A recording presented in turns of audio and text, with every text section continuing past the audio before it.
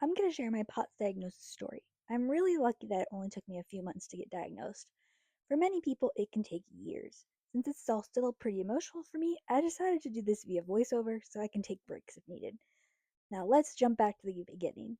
In March 2025, I started having some weird symptoms. I was getting very dizzy all the time, especially if I was sitting up or standing, extreme exhaustion, brain fog, which really had me constantly losing train of thought or searching for words while talking to my coworkers, and bladder cramps after I would pee. My doctors diagnosed me with a bladder infection, which unfortunately is pretty common for me. I typically get one every 6 months, and I had a bad one that turned into a kidney infection in October and November.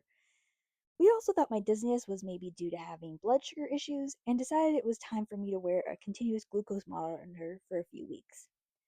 After 2 weeks of monitoring my glucose levels, we determined my body was functioning fine, glucose wise, and I was able to stop wearing the monitor. By taking the antibiotic for the bladder infection, I started to experience some big side effects. I was dizzy 24/7, extremely nauseous, would get motion sickness, and could barely stand up without feeling like I was going to pass out. I also couldn't look at screens or scroll my phone without the dizziness taking over. My doctor put me on leave from work in early April 2025 to allow me time to rest and prescribed me medications for my dizziness and nausea.